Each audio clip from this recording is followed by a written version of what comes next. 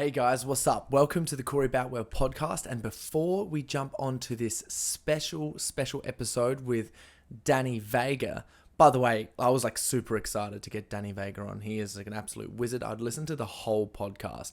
Embodies like all things spiritual, stoicism, and like health, strength, biohacking, being your best self. He works with some of the best people like in the world, creating programs for different people, especially with the keto and carnivore stuff.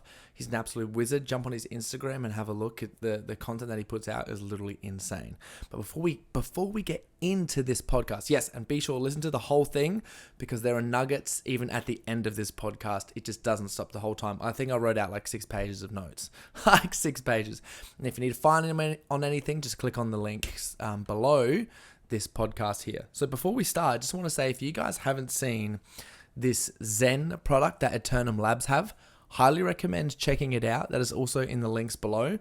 We've had multiple people try this product who like struggle with sleep or don't have good sleep. And we had one of our customers, they tried this product and they're like, I struggle to get to sleep and I hardly get any sleep these days. They had this product and it was like for a day off and they slept until 10 a.m. And they're like, I never get sleep or deep sleep. This has just got all the good nootropics and it's got all the good magnesium and it's got a little extra something's in there to help you get a real good sleep. So if you haven't checked this out, it's worth having a look. You can have a look at the ingredients in it. And if you want a discount on there, just type in Corey at Eternum Labs as in the discount code and y'all get 10% off. Yeah, so this is like quite legit. It's got reishi, chlorogenic acid, passion flower, chamomile powder, lemon balm, valerian root extract, which is what knocks you out, L-theanine, which helps you get good REM sleep, and then a whole bunch of different magnesium. So you're going to get that deep, restful, healing sleep, which we all really want, and also help promote your human growth hormone. My sleep scores now on my Oura Ring that I track, like I'm waking up every morning with 120 to 130 HRV, which is like fantastic for me. Walk before I go to bed and then I have some of these. So give them a crack, see how you go, and enjoy this podcast. It is so good. I've watched it again and I'm going to keep watching it again and make sure that all these notes are down and good to go. So all the best to you guys. Enjoy this one and we'll see you in the next one. G'day everyone. Welcome back to the Corey Boutwell podcast. Today I am blessed to have Danny Vega on the show. Just a little introduction on Danny Vega. Like, I've been a fan on him for like probably the past couple of years. I've been following him on Instagram, watching some of his YouTube, listening to some of his podcasts. I sort of summarize him as like the keto and carnivore king. He has he has the Fat Fueled Family blog and podcast you can watch him on. He does like a lot of different physique and diet transformations and helps people get ready for the show. Like he's an all-time coach. He's done work with Ben Pakulski in the Muscle Intelligence program and has their own Keto Intelligence thing. He's very into Stoicism and the Stoic mind and things like that. He lives in Miami, Florida. He has a bachelor's degree and a master's in science and human performance. He's worked with a national championship basketball team and has been the strength and conditioning coordinator for the VCU basketball team with the Rams. You're also so strong. Danny is so strong.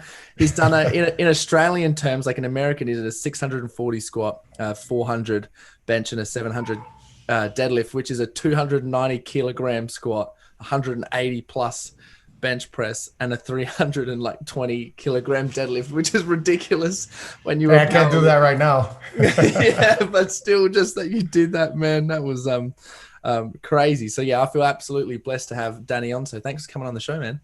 It's my pleasure, man. I love doing this. I love doing it with people around the world. It's one of the things that I love about technology and being so connected is that we can connect with people like all over that are of the same mindset, of the same, have the same passion. So I love this stuff, man. Love it. Oh, dude, it's so good that we can just get on and have a chat. I know it's like 6 o'clock in the morning here, and what time is it in Miami at the moment? It's 5 o'clock p.m. the day 5 before. o'clock p.m. It's like complete opposites. Yep. Man. So I'd just like to get a little background on you and your story. So what was like your journey in terms of getting into just focusing on health, fitness, getting into keto, getting into carnivore, and all of those different things? Yeah, I mean, it's been a progression, you know. So like, I mean, I'll skimp through the younger years, but just long story short, I've always been obsessed with strength, and you know, when I was a little kid, I loved. I always wanted to have big muscles. I didn't know, you know, what that was about, but I just thought it was cool. Like I remember, I don't even know if I've told this story, but I had like a tracksuit, and I would put like socks all up in the tracksuit, you know, so I could. And I was pretending like I was the Hulk because I used to watch the '80s Lou Ferrigno Hulk show. Yeah. Um, and now fast forward to high school, you know, obsessed. You know, I was a football player. I started playing football at 10 years old and fell in love, and American football. Yep. And and yeah, so like I just got obsessed with playing college football, and you know, I was always in the weight room. The athletic director had to give me my own set of keys because sometimes I'd go there and he wasn't there. And so I would be able to train whenever I wanted. I would go at 6 a.m. before school. Mhm. And then, you know, did really well in football. I was a leading rusher in Dade County, which is a really big county for football. It's one of the best counties in the country. Mhm. And I was getting recruited by some bigger schools, but then came Columbia, and I didn't even know who they were. I mean, I didn't know they were an Ivy League school. I was just a Cuban kid from Miami. Parents came from Cuba. Dad didn't even graduate from high school. Mom didn't go to college, and so they said you should come to this information session we're having. And when I saw, you know, New York City, and then when I visited them, and you know, the whole deal was just awesome. So, you know, from a football standpoint in college, it wasn't the greatest experience because, you know, unlike I saw the opposite when I was a grad assistant at University of Florida, which is like a top program where they treated you well if you were an athlete and they worked with you. And if you traveled, they always made sure that you get your stuff. Well, at Columbia, it was the opposite. It was always like pulling teeth, trying to get people to work with me and you know, make sure that I could get stuff on time if I traveled. So my sophomore year, after my sophomore year, my strength coach left, and he was a big influence on me. He went to University of UNC, University of North Carolina, and then a few years after that, he went to the NBA, and he was the head strength and conditioning coach for the Timberwolves, Minnesota Timberwolves. And I told him about 2 years later, after he left, we had kept in touch, and I said, I'm going to be a strength and conditioning coach. And I thought he'd be so proud of me. He's like, you know, don't do it, man. I'm like, what are you talking about? And he's like, you know, because he was just, his wife was popping out babies like left and right, you know, and then he was traveling 260 days a year, but I didn't listen to him. He eventually got out, you know, just because it was too much. But yeah, that's what landed me at University of Florida. Walked into the weight room, didn't know anybody, wasn't a big fan of the Gators growing up. And I just told the head strength coach, I was like, listen, I played college football here. I'm getting my master's here. I want to just learn from you. Tell me what I got to do to be in here. You know, I'll sweep the floors, I'll do whatever, I'll clean the mirrors, I'll do whatever you want. Just let me learn. And he gave me that chance. 2 weeks later, he was fired. And then a whole new coaching staff came, and I was afraid of that, but they gave me a chance. And then just the great timing there. You know, we won a national championship in football, which I worked with football for the first 8 months of those 2 years, and then a position opened up in the basketball facility, which was going to get me paid. It was going to give me more responsibilities. I was designing programs for men's and women's golf and men's and women's tennis, and so we win the national championship in basketball, and I'm basically graduating. I didn't even go to my graduation. They offered me the job at VCU because our assistant head coach went there. He got the head coaching job, and he brought me over there with him, and we just changed history at VCU. We really set up that program. We went to the NCAA tournament. We beat Duke in the tournament. I was there you know, on the bench for that. And then, you know, after a few years of doing that, I went to chase money, and that was a good lesson to learn because I did make a lot of money because I got into pharmaceuticals, and then I got into medical device. But fast forward to 2016, that's when I, you know, heard about the ketogenic diet because I was, you know, coming off an injury. I was like you said in powerlifting. That was my thing for 3-4 years there, and I had torn my meniscus on my left knee, and I was just trying to lose a bunch of weight and just get healthy. And finally, after 4 months, I was super lean, doing like a typical bodybuilding diet, but I was miserable. And I was like every weekend, I was just binging with my wife. Both of us would just binge and binge until like 10 Oh, o'clock on a Sunday. was Huh? that on keto? Or was that on a bodybuilding? No, like a typical, like a Yeah. bodybuilder diet. Yeah. And then, the fat was really low. Yeah. And then my buddy Trevor just kept on saying, you got to check out this keto thing. I'm like, what are you talking about? No carbs. That's insane. What's wrong with you? Like, how am I going to do anything? And at the time, I was just like, you know what? Let me see if this gives me a better quality of life. And so I started the ketogenic diet on June 11th, 2016. And like 2 days later, I felt the best I've ever felt in my life, because my carbs were already low. I just added a ton of fat. Instantly, I felt like my joints felt better. All those years I played on AstroTurf. I don't even think they have AstroTurf anymore. It's really bad in college. And then just after that, I just felt the best I've ever felt. I got obsessed like I always do. And then a month later, 2 months later, I found myself reaching out to a guy who had a podcast that I really liked, Keto Evangelist, Brian Williamson. And it just so happens that he was starting an athlete podcast, the Ketogenic Athlete. And so he interviewed me. I was the second interview he's ever had. And after that interview, we hit it off so well. He's like, you got to be my co-host. And then I said, well, let me talk to my wife. And so, I spoke to my wife about it. We started that. And then, August of 2016, that started. And by August of 2017, I had already decided that I was going to leave a multiple six-figure job, my medical device job, to do this full time, And so August of 2018, so a whole year later, I saved for a year. That's when I quit my job. We started Fat Fuel Family. Fat Fuel Family won Best Keto Podcast in 2019 at the Metabolic Health Summit. So it's been amazing. This last year has been very challenging for sure. But that's just part of the hero's journey, right? Like they're gonna have the sirens trying to, reach out to you and seduce you. You're gonna have the giants and all the monsters trying to kill you, and you just gotta keep going, man. The thing is, you have to keep going.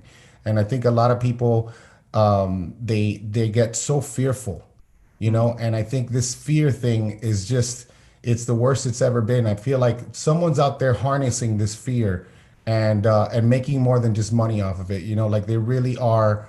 I don't know what it's for. I mean, I know it's easy to control people when they're fearful, but the fear is what causes people to just only think of what's right in front of them, and they don't see the big picture, and they don't realize like that we could die today. You can die, and you're gonna be dying on your way home in a traffic jam, or you're gonna die, like it doesn't make sense to me to live that way. And that's what a big part of what I do, and showing the kids, showing my two boys like that, you could be 30, I don't know, 36 or 36 or 37 when I quit my job, the only breadwinner and, mortgage and all that stuff. You can do that anytime. Like if I would have had it to do it again, I would for sure have done it much earlier, probably stolen some ideas if I go back in time. But, but no, I just think like that's something, if anyone's out there hearing this, the keto thing is huge, and I love talking all about it, but it's also so important to live a life of your own design, because we have so much power. And I think people forget that, because I see people forget that, because if they didn't forget that, and if they knew how much power they had, they wouldn't be jabbing themselves with these things. They wouldn't be, putting, costumes on to walk outside and ask someone else if they could breathe oxygen and wait for someone to tell them what to do. No, this life that we have has been given to us by God, and we are to make the best of it, and we are to add value. And you add value to the world by doing what gives you value, because that's where you're going to be the best. Now, your passion is what you put into what you do, but your passion is not your career. Your career, your business, that is your craft. Your passion is what you put into it. So when people say follow my passion, I understand what they're saying, but it's really, passion's what you put into it. The skill, the craft is what you dedicate yourself to. So yeah, which is what makes you obviously most fulfilled, right? And then like absolutely, when you feel most fulfilled is when you can serve everyone so much better. which is probably why you've done such a good job, like educating the world on keto and carnivore and how you do it. Because, man, sometimes I look at your recipes on Instagram and they look so good. I Like, appreciate what that. are I wish these I would people record eating? more, man. I'm Oh jealous of man, these people that record all the time because I got some stuff that I love that I'm like, damn, this is fire. But like to record it is just such a pain in the butt, you know? So I yeah. try to do it every now and then as much as I can. Yeah, for sure. So what do you think would be some of the like most important things that you have learned just through using keto? Because obviously one of them that I know that you do is like you built a lot of muscle on keto, and there's still obviously debate. People like, how can you ever build muscle on keto? How can you do this? Like, well, Danny did it, and he put heaps of muscle. Yeah. Yeah, and I think honestly, like I think for me, people, the first thing people are gonna say, well, did you do that? Did you get that big before keto or during keto? And I'll say, okay, honestly, I was a big dude. I mean, I was bigger when I was a power lifter, but as far as the amount of muscle that I carry in the past, it's gonna be 5 years in August. Past 5 years, most of that time I haven't even been dedicated to putting on muscle, and I really do believe that keto, well, I know that keto is muscle sparing. You know, I had a conversation with a guy down here, Dr. Jacob Wilson, the muscle PhD for anybody. He's got Yeah, great information. We were at the gym and I was just like, I remember it was like 3 months into my keto journey. And I was like joking with him. I said, I don't know what I'm doing wrong. I'm doing all the things I'm supposed to do to lose muscle. You know, I'm eating 2 meals a day right now. My protein is lower. I'm doing distance stuff and I'm not losing muscle. And he would just kind of like, he's like, yeah, it's crazy, huh? And I was like, yeah. And then shortly after that, and he told me this later, like a year or two later, that he kind of had this idea where, and it led to this experiment that he and my other friend, Dr. Ryan Lowery, did, where they put two groups of experienced bodybuilders in a caloric deficit, and they had one group in a ketogenic diet, strict, and the other group was doing a cyclical ketogenic diet, which was 2 days of refeed. And what they found was that both groups lost the same amount of weight, but the group that was doing the cyclic ketogenic was losing more lean mass. And so the other thing was that it was taking them days to get back into ketosis. So what they kind of hypothesized based on that, and I'd love to see more on it because I'd love to see, you know, carb ups with one meal, carb ups with one day, because 2 days is a lot, you know, mm, to be with those high insulin levels. But either way, ketones are, you know, they can be anabolic. They're very muscle sparing. You know, as from an energy perspective, you know, when you become fat adapted, you're going to save all that glycogen because you're going to start hitting higher and higher percentages of your VO2 max using fat as energy. So, you know, people will say, well, how are you going to do intense exercise if you're fat adapted, you can do a lot of intense exercise.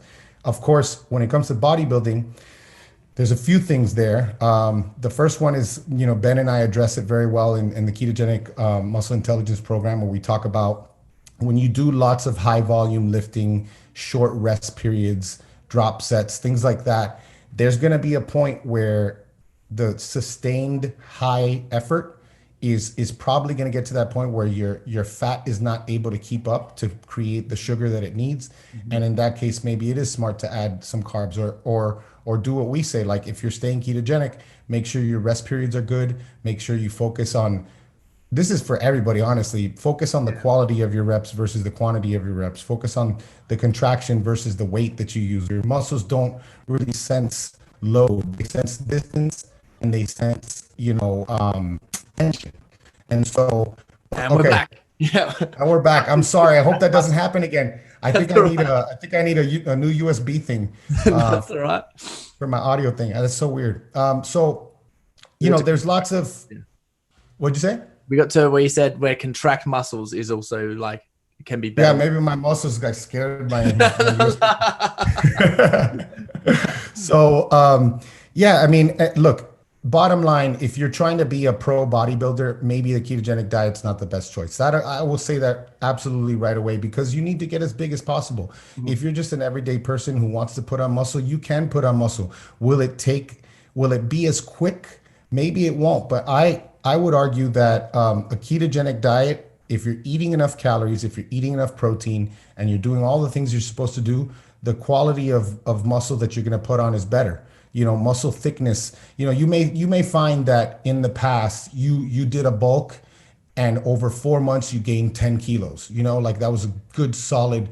But maybe you find with this that you gain 5 kilos, but it's the quality that's Mhm. better. Like your body composition is going to be probably better because everybody talks about the importance of insulin, and I get it. Insulin is very anabolic.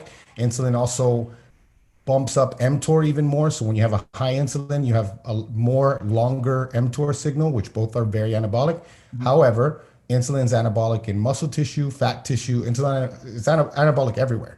Yeah.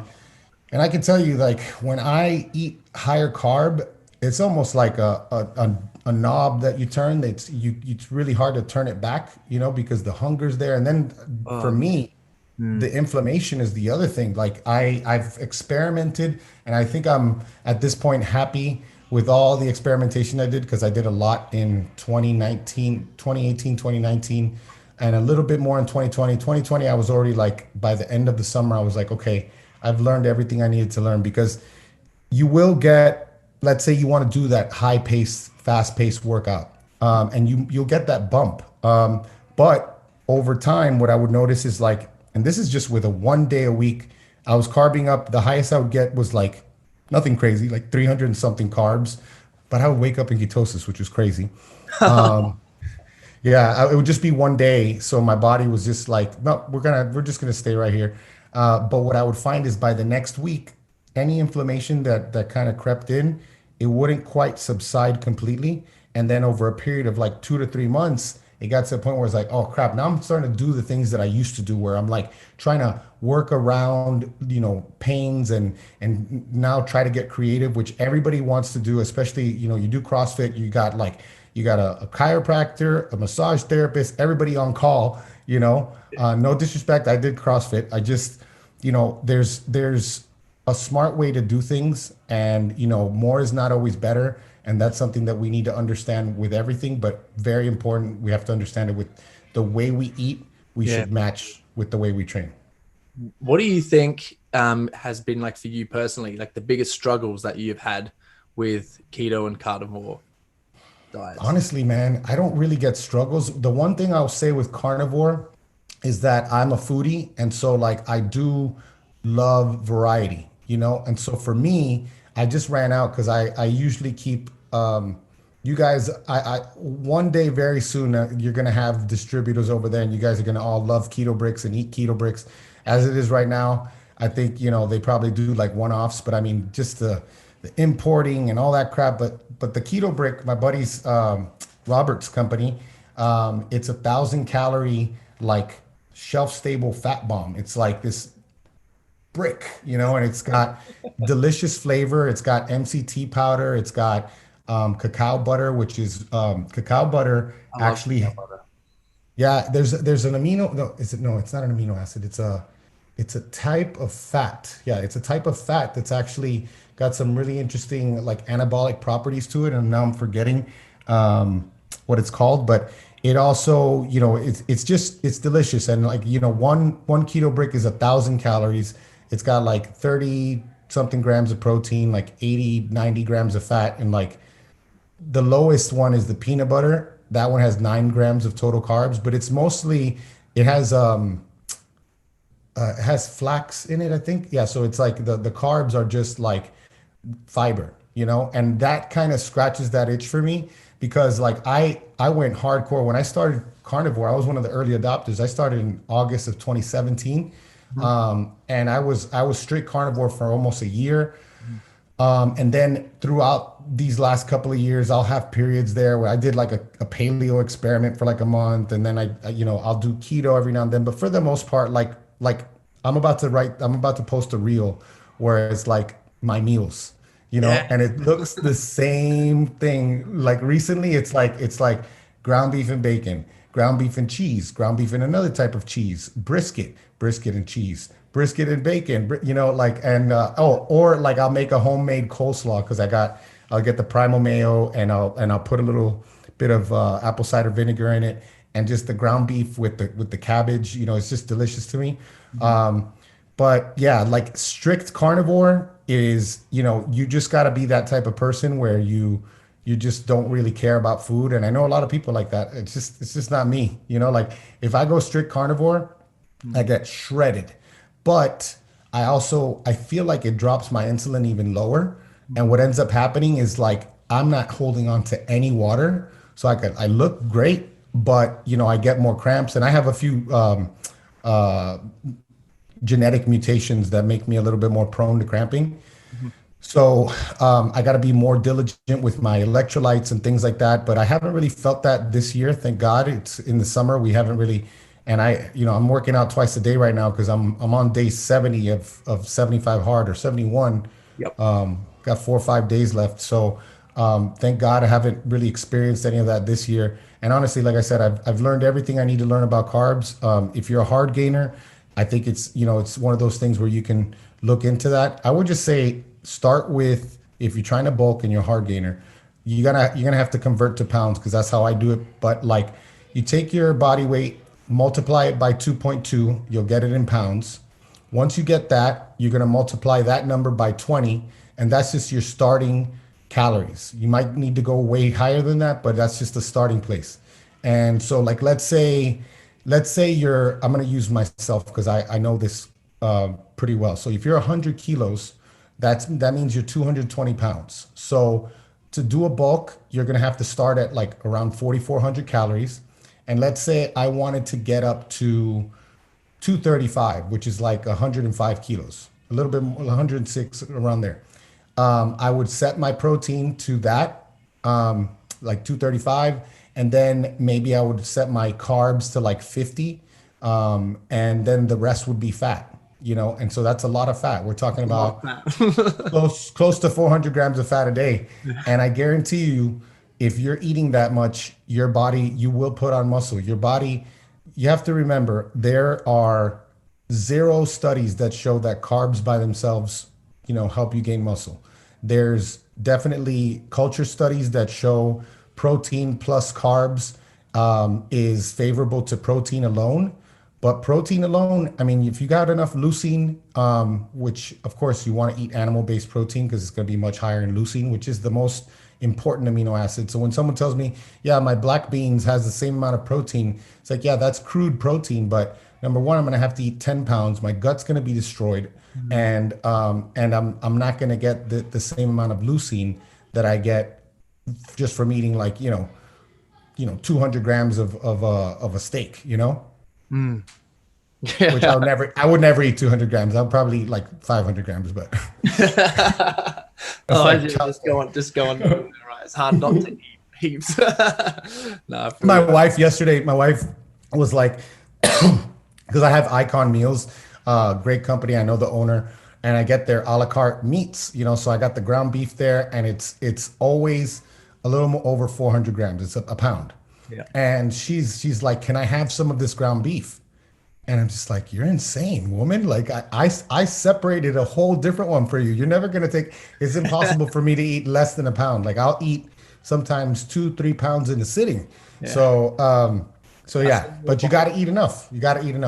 Yeah, for sure. I've seen your meals. Have you ever had kangaroo? Have you ever tried kangaroo before? No, I hear it's really lean, and I would be happy to eat it because I hear they're jerks. So I mean, I'll gladly eat a kangaroo. Yeah. I hear they're not very nice. No, kangaroo is really good. I like it. If you get it from like a butcher, it's really good. The best thing is because it's lean, and like 100 grams of kangaroos like 100 calories. So it's like really low. So if you add like, you can just fill up with fats afterwards, which is great. Marty Kendall told me about that first. Like he's out there, and he told me about kangaroo. He's like, I mean, it's just everywhere I look, I can find kangaroo. So like 100 grams is probably like what, like 4 or 5 grams of fat, and then maybe like 30 grams of protein. Yeah, it's literally pretty much about it. Yeah, that's like venison. That's interesting. That's cool. Yeah. And I like bison too. I've been eating a lot of bison recently. It's a kind of. I love bison. I get the best bison I've ever had from Central Nebraska buffalo.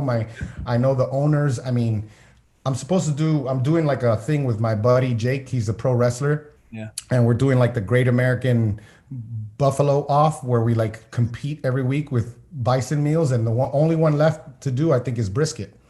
So bison brisket.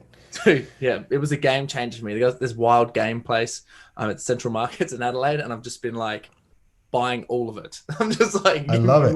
Do you guys have bison out there, or is it imported or? No, we got wild bison. Yeah, we got wild bison. I think most awesome. from Northern Australia is where they have it. It's kind of it's like wild, like completely wild. I'm surprised it's not in the south, because aren't you guys a little bit cooler down there? Like bison likes cold weather.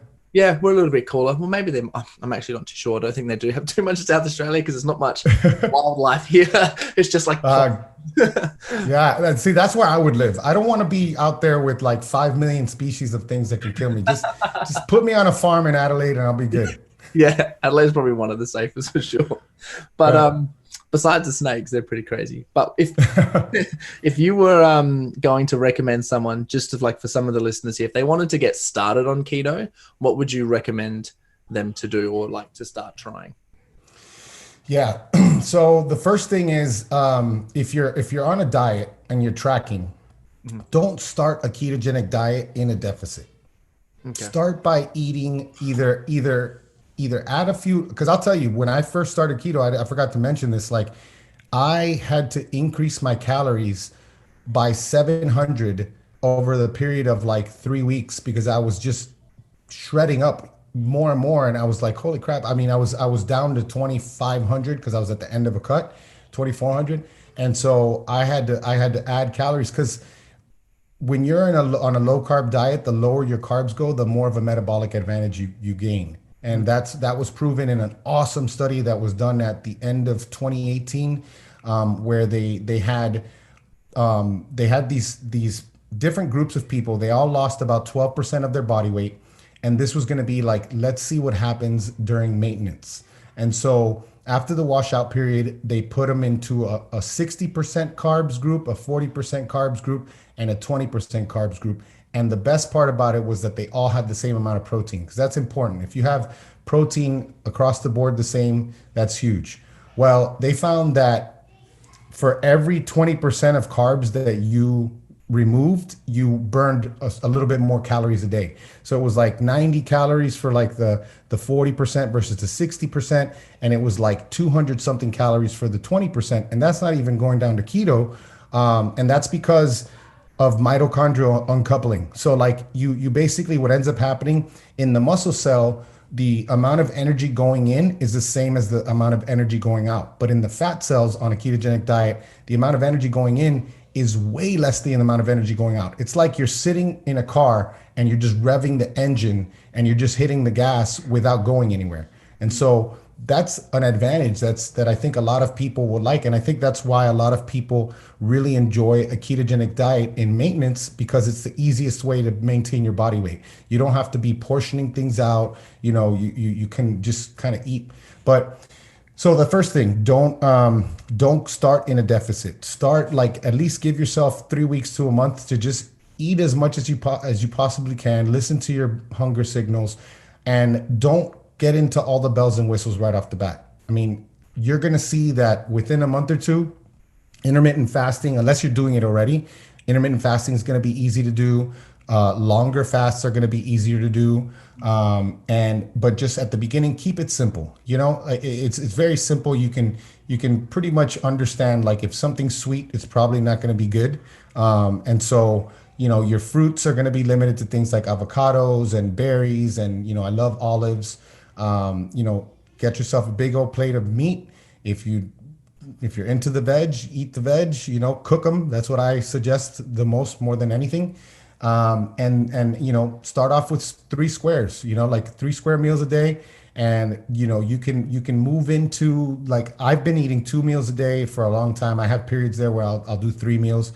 But just 2 meals a day feels really, really good for me. And then there was one more that I wanted to mention. Drawing a blank.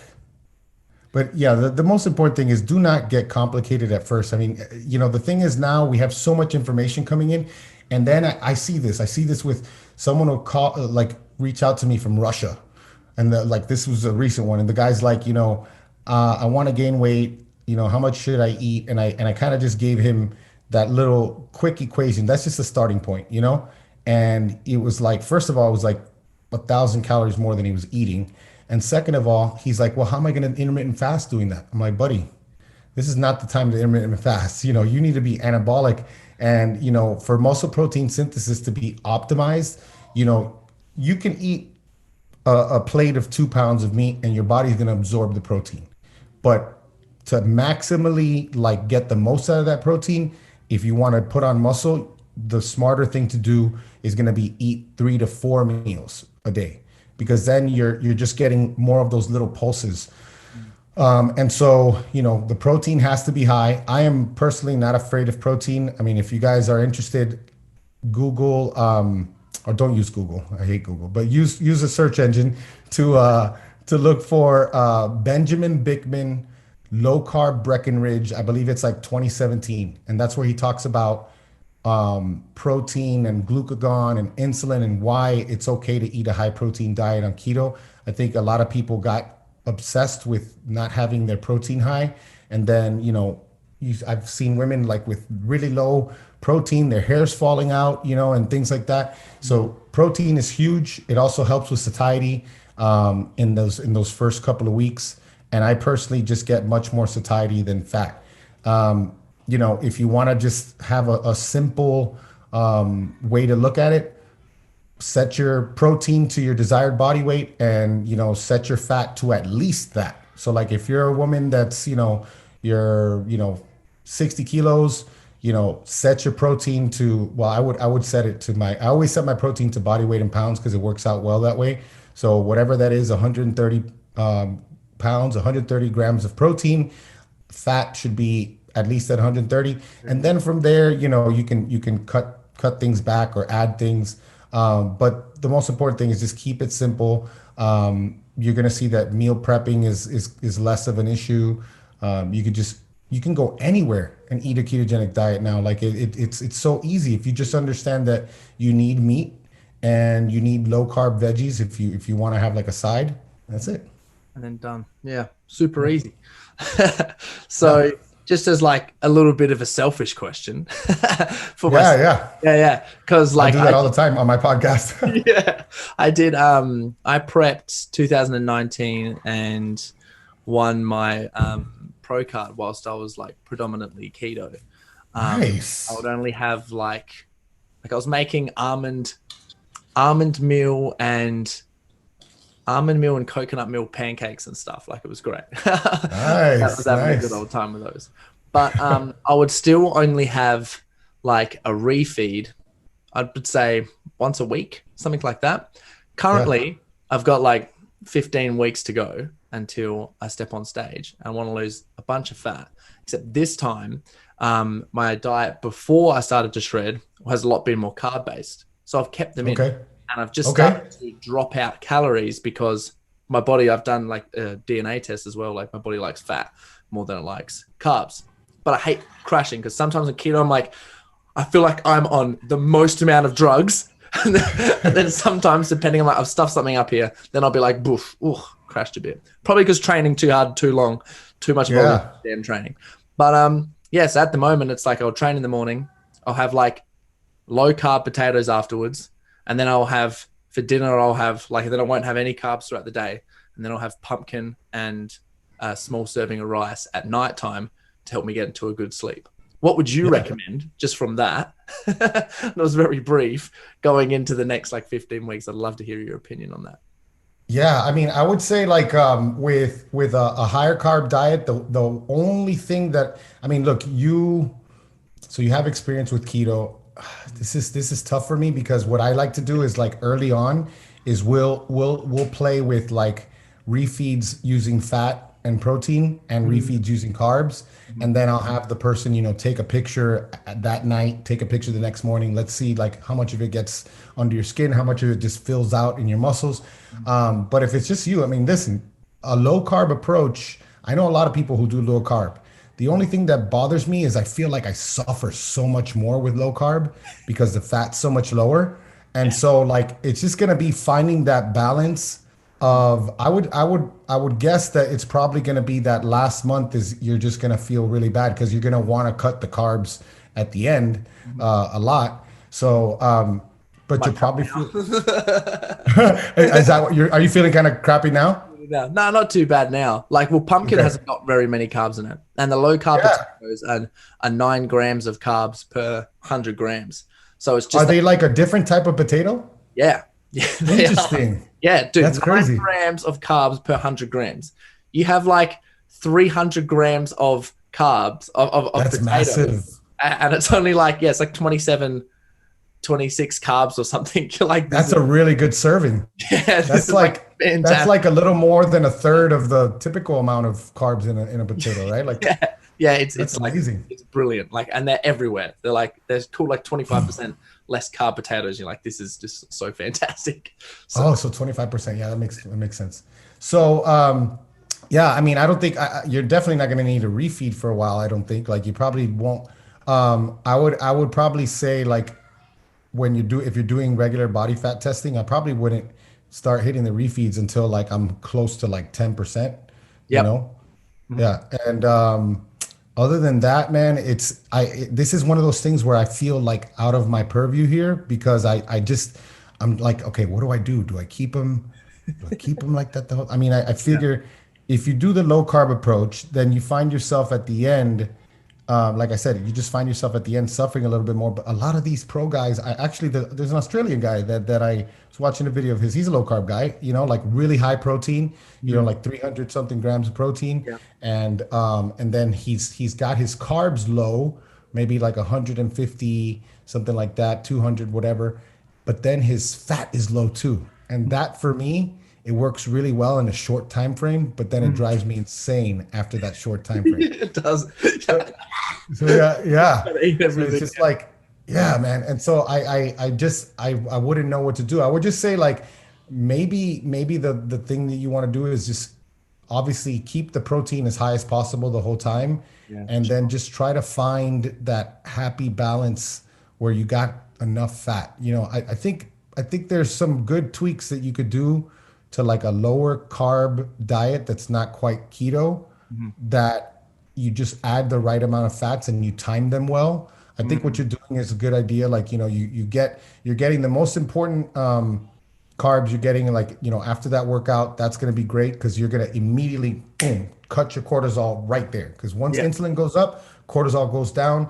And, you know, having elevated cortisol for a long period of time, that's where your body stops, you know, burning fat. That's where your body stops, you know, building muscle or maintaining your muscle. So that's smart. And then throughout the day, you know, low carb, but definitely not no carb, because then you don't want to have that midday, you know, thing where now your decision making gets compromised later on. And then that dinner, you know, you add a few extra 100 grams of rice, a few extra 100 grams of pumpkin. So, I think that's good. How many meals a day are you eating?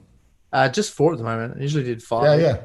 5, but I just cut it down to 4 just because it's so much prep. I'm like, oh God, I'm just done with prepping food. Yeah. 4 is good, man. 4 is good. So then it would probably be like, you know, you're having like those 2 middle meals. You're having a little bit of carbs with those. I haven't been. No, not at the moment. So if you're not feeling, you know, look, you're eating like 25 grams of carbs. Is that all you're eating after your workout? Yeah, pretty much. Yep. 25, 30 grams of carbs. Yep. And then I have a little bit of honey as well, just to like immediately after a workout, just to zap. So probably, what was that, 30? So it'd be about 45 grams of carbs. And then how much at dinner? And then at dinner, close to 80, because I have about 500 grams of pumpkin. Oh, you're only having like 120 grams of carbs? Yeah, it's about 150, 120, 150, yeah.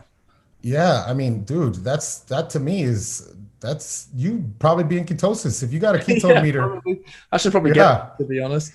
Yeah, if you got a ketone meter and let's say you stop eating like at 7 or 8 p.m. and you wait until like 8 a.m. To test yourself, I would guess after 12 hours you'll have some ketones for sure. All right, There's no question. That's actually leading Yeah. to my next question that I wanted to ask you was like, what do you think for yourself, like personally, including keto, but also other stuff? What have you found really beneficial in terms of like tests or tracking like Yeah. devices? Because you mentioned before that you had like your DNA had that like tested before. What are some of the most beneficial tests that you've used, or some of the most beneficial tracking methods or tracking tools that you like to use? That's a good one, man. Okay, so I'll start with, on the spot, tell you right now type of test, and that is blood sugar. Blood sugar to me is more important than ketones 100%, Mhm. because number one, if I wake up in the morning and my blood sugar's elevated, and I pair that with my HRV, I'm looking at my HRV from my Aura Ring. That's really important for me. So the Aura Ring is huge because HRV, if you understand, it's heart rate variability. The higher it is, the better. It means you're gonna have lower resting heart rate. Your respiratory rate's gonna be lower. You are in a parasympathetic state and you are relaxed, and that's where you burn fat. Mhm. So if I have like a high blood glucose in the morning, a few things could be happening. Maybe I ate too late last night. That's a big one. Take a walk after you eat. That's a really easy thing to do. Start incorporating some berberine. 500 milligrams of berberine, 15 to 20 minutes before your meals. It literally works to me as good as metformin does, the pharmaceutical. Um, and so ketones are different because they're really good to know. And in the first year, it's great information because everybody's like, oh my gosh, look at my ketones, they're 2.0, they're 3.0. I mean, I was getting ketones. I had high a few times. I had to look up what that was.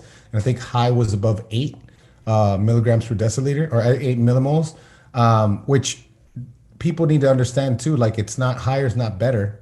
That was a night that I had like 500 grams of fat or something ridiculous, and so I had given my liver all this fat to produce ketones. But if there's no need for it, you're gonna end up peeing them out. So it doesn't mean that if your ketones are higher. I would notice that anything at 3 or above was just amazing, and anything above that, it didn't make a difference. Mhm. But ketones are interesting because number one, you'll see that in the first year your ketones will rise and you'll hit these higher numbers. But as those years go on, and as you get keto adapted, then you get fat adapted. When you're fat adapted, that's when your ketones are basically all going to your brain, and your muscles are using fat. Your muscles don't use fat in that first year. And a lot of interesting things happen with that because your blood ketone levels are going to drop. And I mean, that was confirmed in a 2-year Verta study that's over on the west coast of the United States.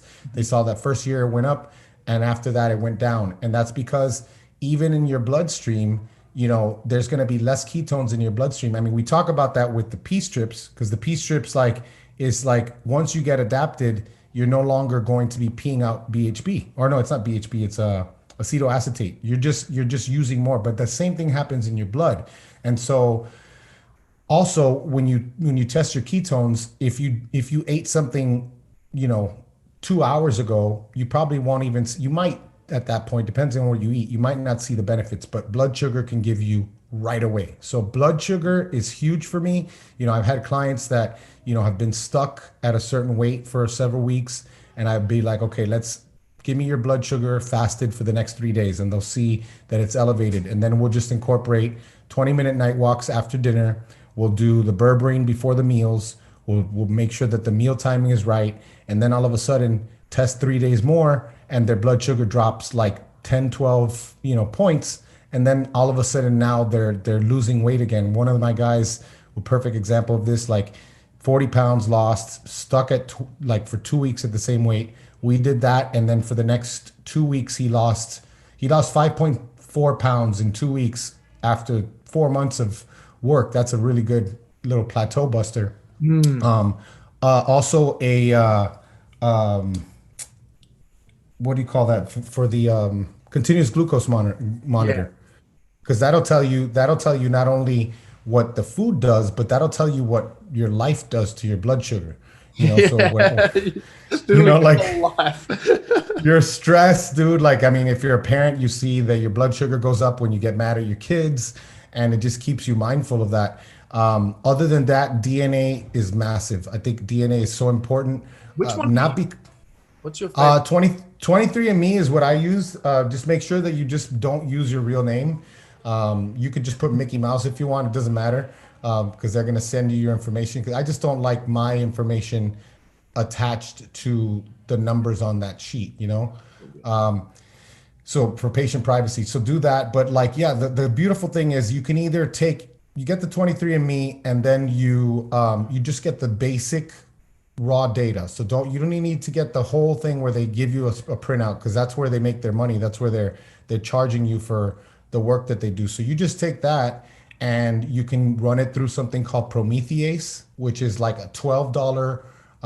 It's like $12 and it takes your raw data and it gives you everything. And if you know how to read it, it's like drinking from a fire hose because it's like all these different snips and stuff. Or you can go to a consultant like my buddy Anthony J. He's a DNA consultant. He's an epigeneticist for the Mayo Clinic. He's brilliant. He wrote Estrogeneration. And when you get your mutations and you get all the things that could possibly go wrong with your genes, now you know what could go wrong. It doesn't mean that you're screwed because I have several bad genes. A lot of them don't express themselves because of my lifestyle. And, you know, so we understand like our epigenetics, everything we do influences them. So you can get a really bad virus and all of a sudden it turns on a really bad gene and all of a sudden that's an issue. But if you know what that is, you can address it. Mineral testing is another really important one. You know, my buddy Barton Scott has something called upgraded formulas. Maybe they have something like that over there, but it's basically a hair test for all of your minerals. So, you know, copper, selenium, obviously sodium and magnesium and heavy metals. You know, you can see like if I have, speaking of genetics, I have COMT, I'm homozygous, so that I don't process estrogen well. So estrogen can build up in my body pretty well.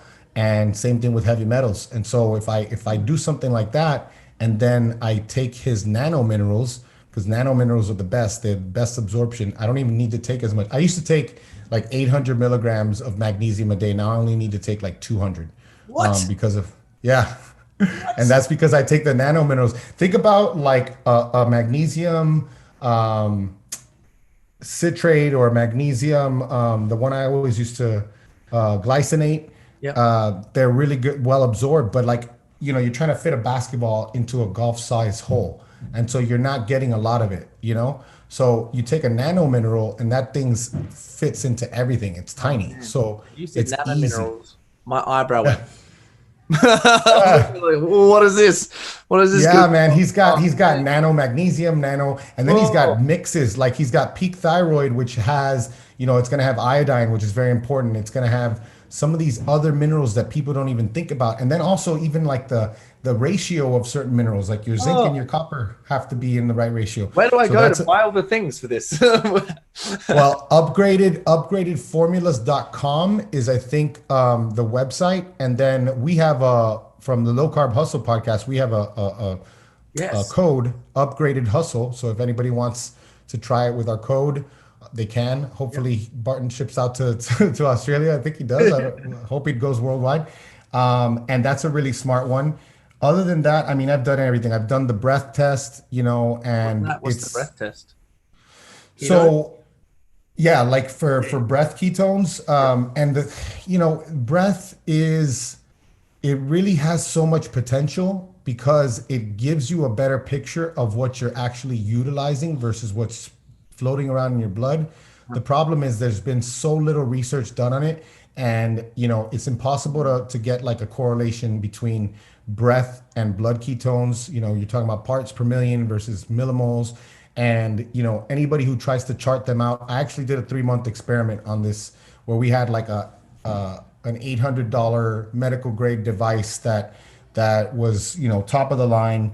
And we didn't see much correlation. What we would see is like, we did a 3-month experiment. The first month we had 500 extra calories from extra protein, and then 500 calories from extra fat in the second month, and then 500 calories split between both in the third.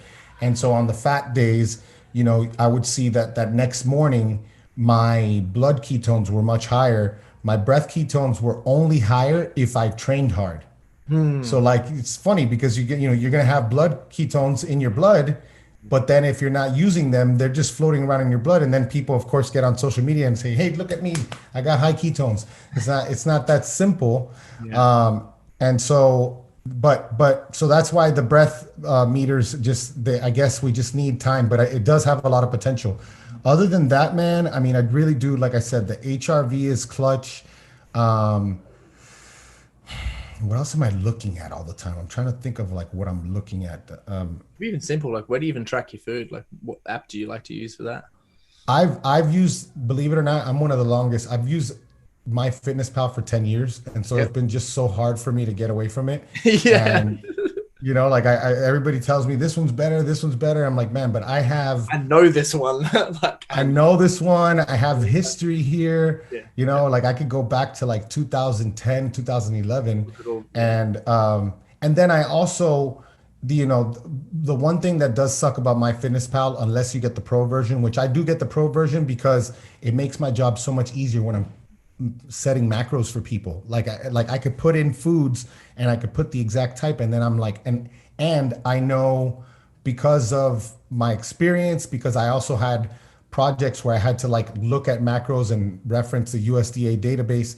So even though MyFitnessPal has really poor quality control on the entries, so you can get like, you get like chicken thigh, 4 ounces, one will tell you it has 19 grams of protein. The other one will tell you it has 27. So it's like, unless you know those numbers, but then you start to understand, okay, this is the entry. If you want, like you could be anal about it like me and just start saying, okay, a ribeye, okay? Like a pound of ribeye is about 100 grams of protein and 100 grams of fat. I can buy a ribeye from store A and it's gonna be a little bit leaner than store B. I could buy a ribeye from the same company and it's never going to be exactly the same. Yeah. And so like, don't get too caught up in that because I mean, a ribeye is a ribeye, but it's still like, what did the cow eat? So it makes it easier when you eat low carb or you eat a ketogenic diet because it just so much guesswork is taken out. And I said this early on, like in 2016, I just said, man, carbs are noise. It's like background noise where now I take those out and I feel when I change something, I feel it more. I have better feedback from my body. Whereas when I had higher carbs, it's hard to pinpoint what's doing what. And I also would say that I varied more in the way I looked. So if I had a day where I ate a bunch of carbs, the next day I was going to look bigger and bloated and sometimes, or like just full. But then other days I would like look flat, With this, I kind of look the same all the time, which is awesome, Yeah, you look great all the time too. So, like, oh, thanks, man. I'm putting it there, which is cool. One of the last questions I want to ask you is, if you're someone who's started a business, you've started to get some serious cash flow, and you're at that point in your life where you've like, okay, I've set this up, I've done some serious grinding, I've got some cash to like invest in myself now, and what would you like suggest those people to be like, all right, if you've started to make some cash and you started to do these things, I would encourage you to invest in this. What would some of those things be? I would say, like find a really good coach. Yeah. Like a really good coach. I'm not talking about like a lifting coach, Ben's doing like, a really higher end, business / life coaching thing now. Someone like Ben I would trust with my life. Tom Shea, we've had him on, we've done a few of his events. He's a Navy SEAL. Someone who's going to help you organize your life, and you want someone who, number one, is trying to get you to be good in every area. And that's what I love about Ben, and that's what I love about Tom, because Tom has like the 5 pyramids of performance. So it's relationships, physical, intellectual, spiritual, and business. And so like Love that. What ends up happening is like you got a business guy who's coming, he's like you said, he's making money, his business is doing well, and he wants a 10x it, right? Yeah. And he comes to Tom, and the first thing Tom says is, you got to go run a marathon or something like that, because he's the guy's like, you got to set a physical goal. Yeah. It's like, what does this have to do with business? Or tell Everything. me about your wife's, what are your wife's goals? Like, what are your wife's goals in life? And, and then the person will be like, well, I have no idea. Well, you got to spend some time on your relationship. So, a lot of these guys come and at first it's like, be careful what you ask for because growth hurts, Yeah. like you got to where you are and now it's time to, and what ends up happening too is like, okay, let's say you're really doing well and now you got an organization and so now you got 10 people, 20 people, whatever, or more, 100 people, and now you do the coaching and it's 3 months later and he's like, all right, it's time to coach your the people that report to you. And now that person's like, hold up, I'm seeing a little bump in sales here, we're doing better, why do we got to change everything? He's like, well, you feel better, right? You feel fulfilled. Yeah. Okay. Well, don't you want your employees to be fulfilled? Yeah, you got to And share of it. course, yeah. And what ends up happening is a lot of people get fearful because they know that when you're sincerely trying to like pursue the happiness of the people that work for you, that might not include you in the picture anymore. And that happens sometimes. But guess what? No matter what, that person will be grateful for you forever for that training because you helped them achieve something else. And I'm just so convinced that our life here is so much about relationships and to live this transactional life where everything's a transaction and you're not trying to develop yourself and develop the people around you is it's just so much more. Like I know so many people that make a ton of money and they're like jealous of me in certain things, like they tell me, and I'm like I understand why, because there's all you can make a lot of money, Yeah. but for me, my family, that's so important to me, Yeah. and that's a different type of wealth. Yeah. Don't get me wrong. Like right now, I wish I had the money that I was making before. I would be a lot less stressed out. But Bring on at the the end of the stress day, sometimes. Yeah, I do think it's really important. I created like a and you little have to hierarchy. know it's a Sorry. you create a what? Sorry, what were we going to say? You go first. Oh, well, I'll just say that, like it's important to know that everything in life is a phase. If Yeah. it's really, really good, it's gonna end. If Yeah. it's really, really bad, it's gonna end. It's cycles and cycles, and you just gotta be. That's why I love Stoicism. Like, one of the quotes that I love, I forgot if it was Seneca, is like, what would you do if everybody congratulated you for everything you did? Like, how mad would you be?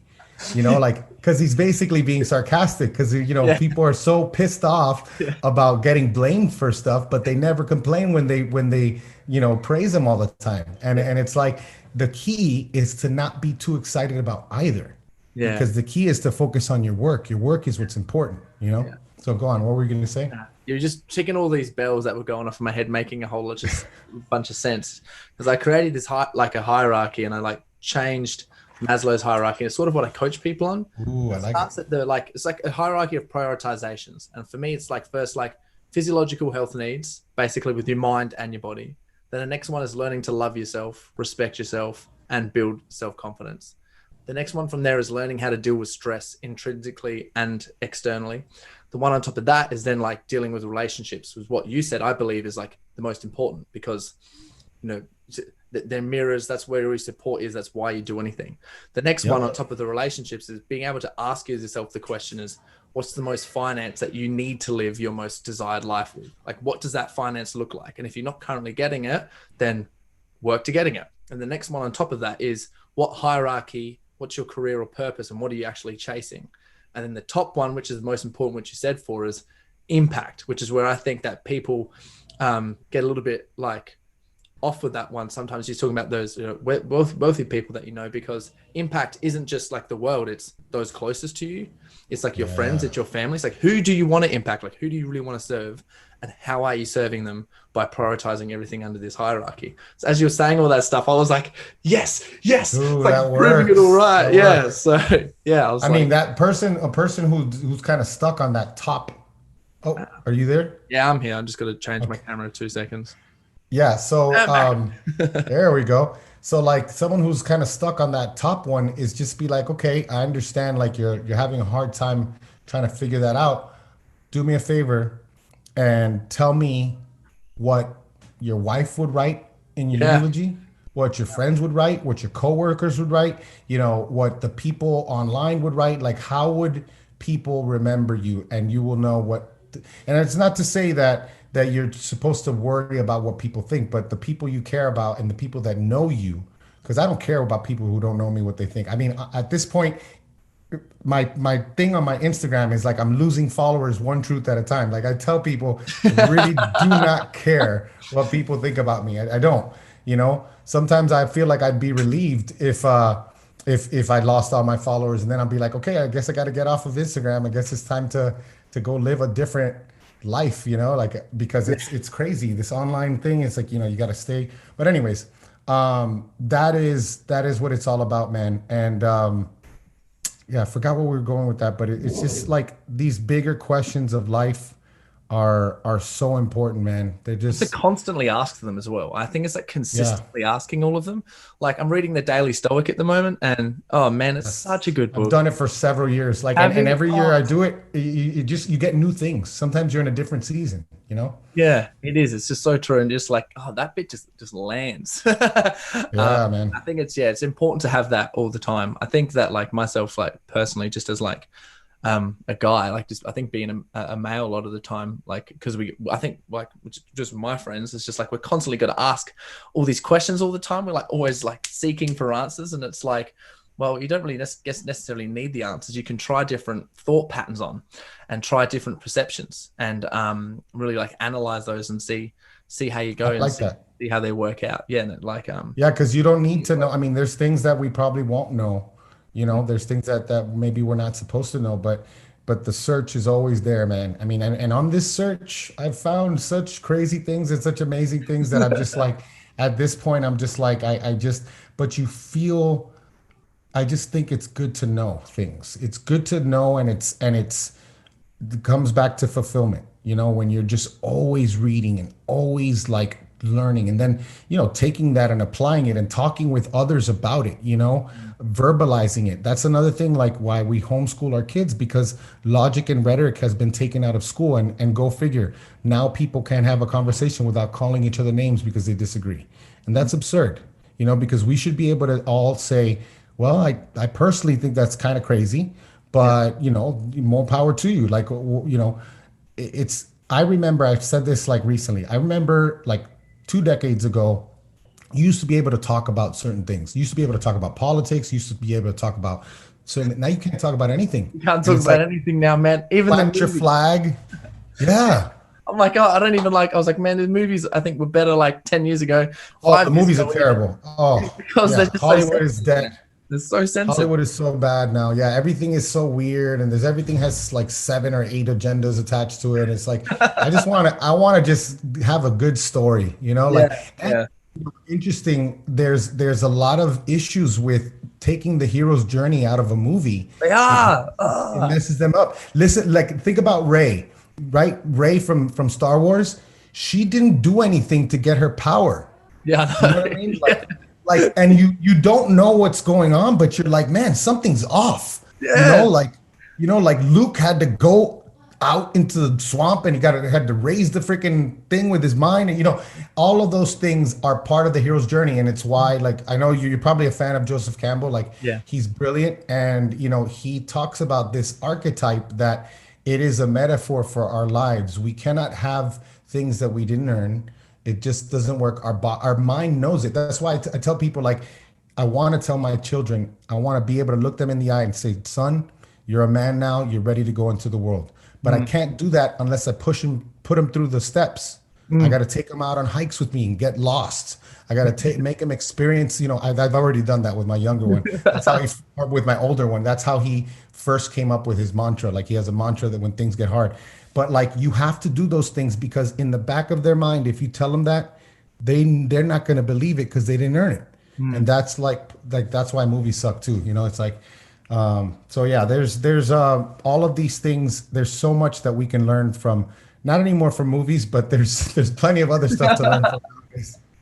yeah, yeah. So true, man. Well, we'll leave it at that. Thanks so much for coming onto the podcast, man. Sharing some My of your pleasure.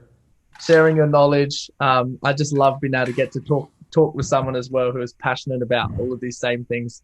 Whoa. Yeah, man. I'm That I excited. am as well, which is really good. So thanks so much for that, man.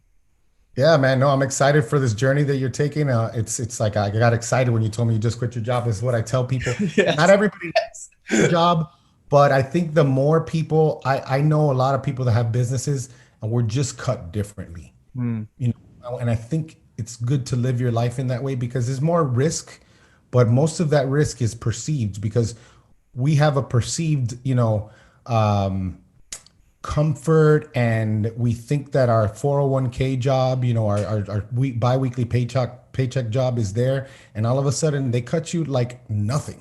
You're Yep. done. Yep. So, start to think about, people should start to think about different ways to make a living and their passions. I get on my soapbox. I'm sorry. Anyways, No, it's I'm all good. excited for you. I'm I've got excited the for you, same man. thing, man. It's like I think fulfillment and giving value is always going to bring you back. Will help you out financially as well. It's sort 100%. of like building your own garden that you can eat food out of, but like Yeah. for your life. Yeah. Yeah. Exactly. Yep. Yeah. All right, man. Well, thanks for this, and yeah, guys, whoever's listening, if you guys want to reach, well, firstly, yeah, Danny, where can anyone find you? Yeah, so fatfueled.family, www.fatfueled.family. Don't try fatfuelfamily.com because it's not going to work. Someone took that already. So, and then at dannyvega.ms. That's where I'm most active on Instagram. I have a Facebook page. It's got a bunch of followers, and all it's going to be is posts coming from Instagram. And I'm barely ever on there. I can't really stand Facebook. So, Instagram's easier for me, so that's where you can find me. Yep. And I'll link all your stuff in the show notes. If anyone wants to find them, just click on the links in the show notes and you'll have all of them there. Thanks, everyone.